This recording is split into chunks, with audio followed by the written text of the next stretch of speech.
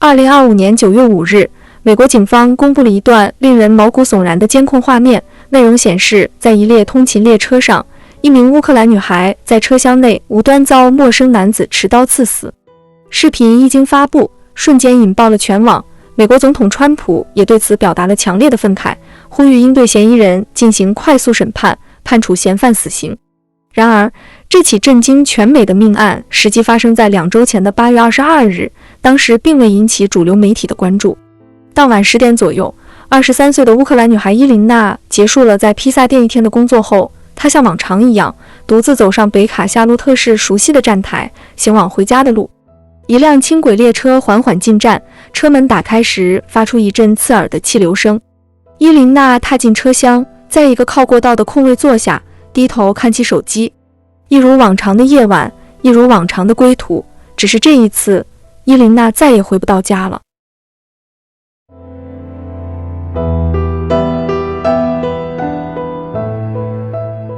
欢迎来到谜案森林。伊琳娜出生于2002年5月22日，时年23岁，来自乌克兰基辅。她毕业于基辅协同学院艺术与修复专业，喜欢雕塑、绘画和动物，梦想着将来成为一名兽医助理。亲友们形容她单纯善良，才华横溢，热爱生活。2022年8月，为了躲避战争，伊琳娜与家人一起由乌克兰移居到美国，并定居在北卡罗来纳州的夏洛特市。夏洛特是美国东南部重要的金融中心，被誉为女王城，也是仅次于纽约的全美第2大银行业中心。一家人都满心期待，希望能在此开启新的生活。当地居民透露，伊琳娜非常开朗热情，曾主动帮他们在社区的缝纫室墙面上画一些粉彩花卉。伊琳娜也很快在当地一家披萨店找到工作，工作之余，她还报名了社区大学，努力学习英语，希望扎根在这个能给她安全与新生的国家。讽刺的是，她躲过了战火，却命丧在原以为能带给她重生的地方。2025年8月22日周五晚约9点46分，美国北卡罗来纳州夏洛特市，一辆轻轨蓝线列车缓缓驶入东西大道站。伊琳娜踏进列车，可以明显看到，当晚她身穿着披萨店的工作服，戴着耳塞，直接坐在靠过道的座位上，低头刷起手机。她浑然不觉，身后一名穿着橙色连帽衫的陌生男子正无声地注视着她的背影。这个人是在伊琳娜上车之前已显出异样，他顶着一头长发，逃票搭上车后，在座位上左右摇摆，东张西望，显得焦躁不安。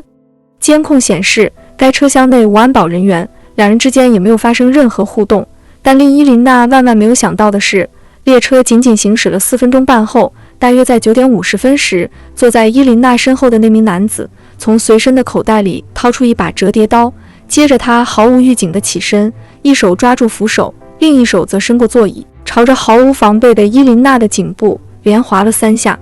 一切发生的太过突然，连伊琳娜自己都没有反应过来。她惊恐又不可置信地抬头回看了一眼，双手捂住脸，蜷缩起身子。同车乘客尚未反应过来，伊琳娜已失去意识，倒在了座位下。行凶者则若无其事地离开座位，血从他的手上滴落。他走向车厢另一端，开始脱下橙色连帽衫，用来包住受伤的手。2分钟后，列车抵达下一站，嫌犯下车逃离了现场。列车上的乘客这才注意到奄奄一息的伊琳娜，忙开始实施援救，但一切为时已晚。这位为躲避战火而逃离乌克兰的女孩，最终在美国的列车上丢掉了年轻的生命。然而，伊琳娜的悲剧并非偶然，而是层层社会问题下的牺牲品。警方在接到报警电话后赶到现场，在列车月台上逮捕了凶手德卡洛斯·布朗，并在月台附近找到了作案工具。他因手上的伤口被送往医院，并以1级谋杀罪被捕，不得保释。事发2周后，司法部也对布朗提起联邦诉讼，指控他在公共交通系统上犯下致人死亡的罪行。若罪名成立，他将面临终身监禁或死刑。德卡洛斯·布朗是一名无家可归的非裔男子，这年34岁，患有严重的精神疾病，职业就是罪犯，还是一个劣迹斑斑的惯犯。布朗的犯罪史最早可追溯至2007年，累计被捕了14次，有入室盗窃、袭击、商店行窃等长长的犯罪记录。他最近因持械抢劫获刑了5年，但被提前释放了。释放后，他又袭击了他的亲妹妹，然后又被释放了。总之10多年来，布朗一直在北卡罗来纳州反复被传唤、被逮捕，然后又很快被释放。今年1月，布朗曾因多次滥用911报警电话被捕。他告诉警方，他患有一种人造物质，这种物质控制着他进食、行走和说话的时间。随后他又被诊断出患有精神分裂症，存在妄想行为，但未接受进一步评估。布朗出狱后和母亲米歇尔住在一起，但因为他反复无常、攻击性极强，被他的母亲赶出了家门，偶尔住在收容所。就在案发的前5天，布朗回到母亲的家，要求在家里住一晚，米歇尔同意了，但第2天早上，他开车又将他送到了收容所。事发后，米歇尔也对记者说，他们曾试图让布朗接受治疗，但因他不是布朗的监护人，申请长期住院受阻。他认为法院不该释放他，不该允许他在街上四处游荡。然而，法官特蕾莎不仅释放了这个惯犯布朗，还是以无现金保释释放，只要求布朗书面承诺他会在下次开庭时准时出庭即可。离谱的是，这位女法官根本没有法律从业资格证，也没有通过律法考试，就从密歇根州一个炸鸡店的店员一跃而成为北卡州的地方法官。她同时还是一个名叫 Second Chance 心理诊疗机构的运营总监，此机构专为精神病患者和瘾君子提供服务。就是这位法官将一个惯犯又精神错乱的疯子释放到社会里，才有了伊琳娜的悲剧。北卡罗来纳州众议员蒂姆·摩尔呼吁将其罢免。荒唐离谱的还不止这位法官。事发后，夏洛特市市长维莱尔斯在第一时间赞扬了那些没有播放和宣传该事件的媒体机构，重点放在对嫌犯的同情他无家可归并且患有精神疾病，认为犯罪不是罪犯的错，在某种程度上是一个种族主义国家的错，反而对受害者漠不关心，几乎没有提及。但随着舆论持续发酵，这位民主党籍的女市长在遭到广泛批评以及共和党人的指责后，迫于压力改了口，又发表新声明，称这次袭击的部分原因是司法系统的失灵，是司法系统允许这个既有精神病记录又前科累累的人重返社区，并强调他们需要一个2党合作的解决方案，来解决那些缺乏管制的惯犯以及精神疾病患者得不到有效治疗等制度性的漏洞，并宣布要加强夏洛特市公交系统的安保部署。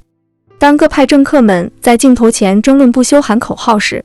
，GoFundMe 上竟然出现了为凶手德卡洛斯·布朗的筹款页面，呼吁人们为布朗的辩护和康复提供捐助。此项筹款活动引发了众怒， GoFundMe 迅速采取行动，下架了相关活动并退还了捐款，理由是他们长期以来一直反对为暴力犯罪辩护案件筹款。而在该平台也有温暖的一面，为伊琳娜家人设立的筹款页面，截至目前已有7000多人募捐，筹集超过了40多万美元。这起悲剧引发了民众对于公共安全和刑事司法改革的广泛讨论，也引发了各界人士的关注。Intercom 的 CEO 麦凯布在社群网站 X 平台发文宣布，他将设立一个50万美元的基金，其中每1万美元用于资助在美国各大城市绘制伊琳娜的壁画。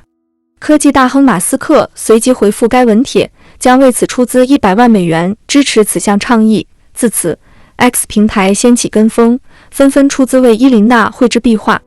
8月27日，伊琳娜在夏洛特市下葬。乌克兰大使馆曾主动提出帮助将她的遗体运回国安葬，但她的家人拒绝了，原因是伊琳娜生前非常喜欢美国，所以他们决定将她安葬在这里。也许不久的将来，一幅幅伊琳娜的壁画将悄然绽放在全美的街头巷尾，这景象不知是该欣慰还是该哀伤。德卡洛斯·布朗目前因1级谋杀罪名被州政府拘押，虽然案件早已明朗，但调查还在继续中。感谢支持订阅的朋友们，我们下期见。